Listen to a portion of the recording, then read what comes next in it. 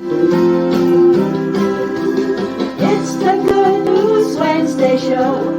Come on, kids, it's time to roll. Tell everybody that you know. Watch the Good News Wednesday show. Good News Wednesday's finally here. Let's stand up and give a cheer. Watch the boredom disappear, 'cause Good News Wednesday's here.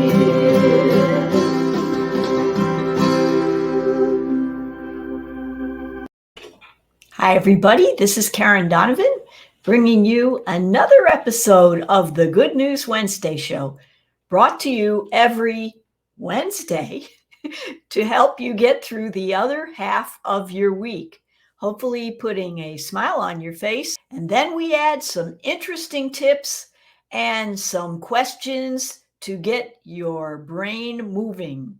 We thank you for joining us tonight. And we want to remind you that if you're watching us on Facebook, don't forget to like our program. It would mean a lot. And make a comment or two. If you're on YouTube, don't forget to give us a thumbs up and subscribe to our channel. And ring that red bell so you'll get notified of upcoming episodes. Here's our question of the week.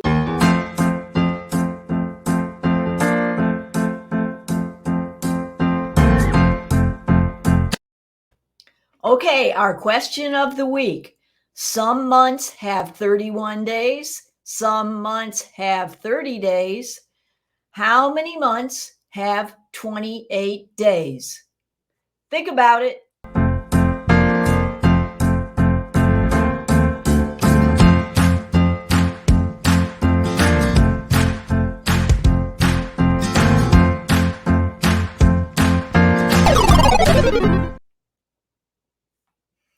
Okay, I hope you had your thinking cap on and you know by now, if you've watched these questions prior, you know there's a trick to them. How many months have 28 days? All of them, of course. Oh no. And here you thought it was just one, but they all have 28. Okay. Now on to some important information that you can use. So calm down and get ready for strategies for a happy life.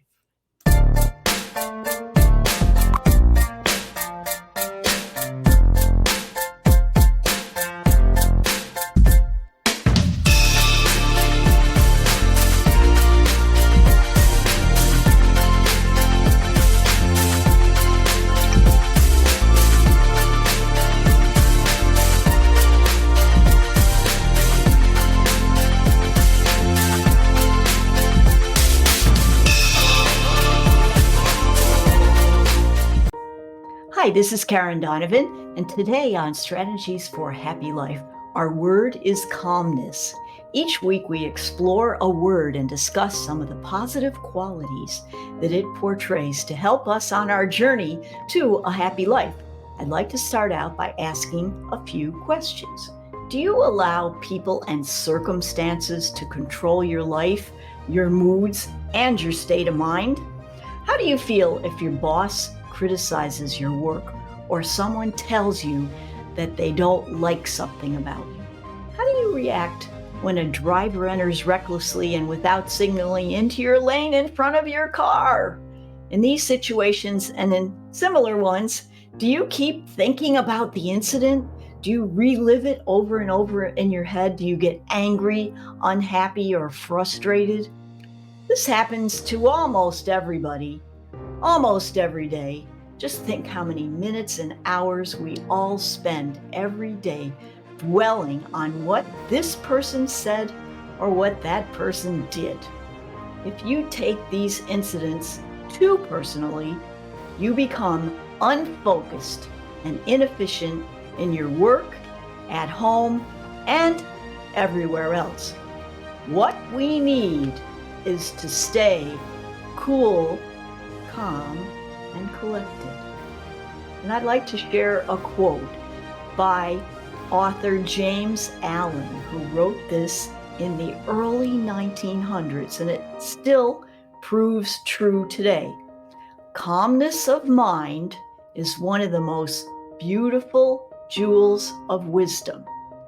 A person who is truly wise will also be a person who displays calmness in the midst of stress and hardships.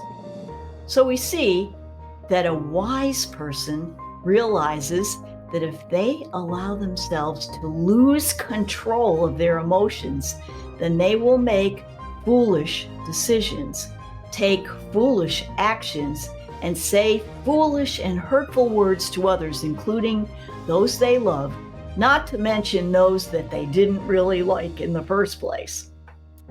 Right out of the gate, I think we can learn that a wise person does not allow external circumstances to control their mind, which in turn controls their actions. A wise person is someone who makes it a point to remain calm in every situation as much as he can. This is certainly a beautiful trait in a world gone haywire with hate and violence. But the elephant in the room still remains. How do we stay calm in the face of strife, stress, and anger that's everywhere in today's world? If you take these incidents personally, you become unfocused and inefficient. How can we avoid negative reactions, anger, and dwelling on hurts? How can we stop taking too personally what someone said? How can we stop behaving like a puppet, letting people and circumstances pull our strings? Well, let's refer back to author James Allen again for some clues. There is the principle of cause and effect. He recommends that as we try to understand ourselves, our mind becomes calmer. In other words, the more we cease to fret, fume, and worry, the calmer we become. The calmer we become, the calmer people around us become. And so the cycle for good continues instead of the downward cycle for bad that takes hold. Think about it this way. When you got your COVID shot or your flu shot, the person who gave you your shot probably told you to relax your arm. Why do you think they told you this? Because a tense muscle, i.e. resistance, causes the shot to hurt more. It's just like when we face stress and anger. The more we resist it, the harder it is to handle what comes our way, because we all know it's going to come our way sooner or later. I got to thinking about how we can learn a tip or two from the Japanese and now the Brazilian form of Jiu-Jitsu. This sport generally takes the smaller opponent and makes them work with the larger opponent by taking their energy of the larger opponent instead of their own force and using it to their benefit. Like if they pull, they just let them go and they keep flying because that's their energy. So why not take a deep breath and make an effort to calmly listen to those around you? And maybe your understanding and your cool, calm, detached attitude may just rub off on the other person. As the good book says, a soft answer turns away wrath.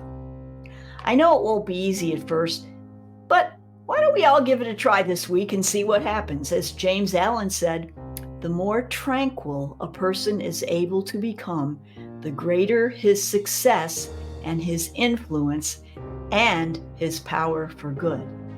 So remember, keep your cool, stay calm, and determined to make it a great week.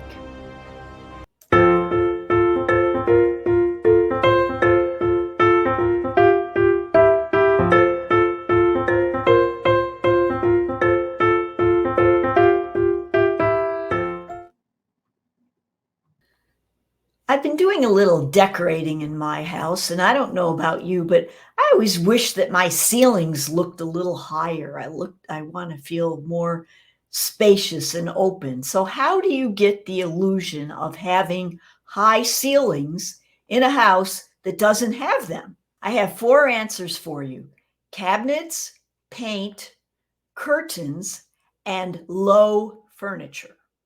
And here's what I mean by those items. First of all, cabinets. With kitchen cabinets or with a bookcase in another room, if you bring the cabinets all the way up to the ceiling or the bookcase all the way up to the ceiling, that's going to give you an illusion of a higher ceiling because it's going to draw your eye up to the top. That's number one. Number two, with paint, you can almost do the same thing. If you have a bookcase or your cabinet doesn't quite reach the top of the wall, paint it with a dark color. We did this in our house, and it makes the room, again, feel more spacious and higher up at the top. And along with the paint, if you make sure to paint your ceilings a color that's going to make it feel more open and airy. Sometimes it's the white in contrast with the colored walls. Sometimes people say make your ceiling glossy or shiny, but you have to have a pretty good ceiling to do that. So I don't know if that would work for everybody. And some people have even said use a contrasting color on the ceiling. I don't know how that would be. I've never done that one before, but I'd like to hear from somebody if they've done that to see how it looks. Okay, number 3, curtains. If you don't have cabinets going up that high and you're not painting a contrasting color, try some curtains that go right up to the ceiling or very close to the ceiling. Again, this is going to draw your eye up and make the room feel higher, more spacious. And number 4, if you can't do anything with the ceiling, how about some furniture that's lower to the ground? Because obviously the furniture that's lower to the ground is going to make the room, the rest of the wall, look higher because the furniture's smaller. So those are 4 items that you can consider to make your room, give your room the illusion of high ceilings. Let me know how you make out. I will keep you posted on my project.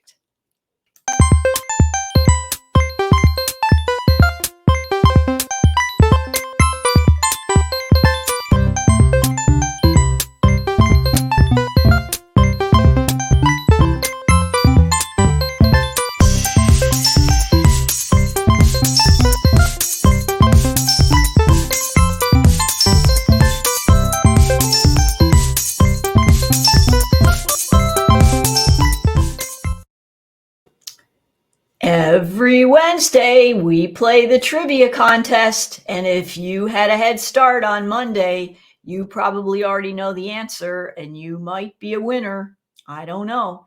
But if you don't play on Monday and you don't get your automatic subscription and entry form, then please don't forget to send me an email at Karen@homesbydonovan.com, and I'll be happy to include you in our Monday morning wake up log, which not only includes the trivia contest, but a lot of other good information to get your week off to a good start. So here we go. This week we were talking about calmness, and the question of the week was, speaking of calmness, what is the normal respiratory rate for an adult when they are in a calm state? Is it 12 to 20 breaths per minute? 2 to 10 breaths per minute? 23 to 35 breaths per minute? Or as many as you need? Okay, so A, 12 to 20 breaths per minute. B, 2 to 10 breaths per minute. C, 25 to 35 breaths per minute. Or D, as many as you need. And the answer is 12 to 20 breaths per minute. So I guess if it's 12, you're really calm. At 20, you're kind of calm.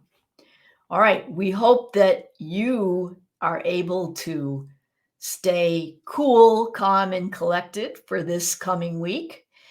Until we see you again next time, don't forget to take care of those you love and yourself, and continue to make it a great rest of the week.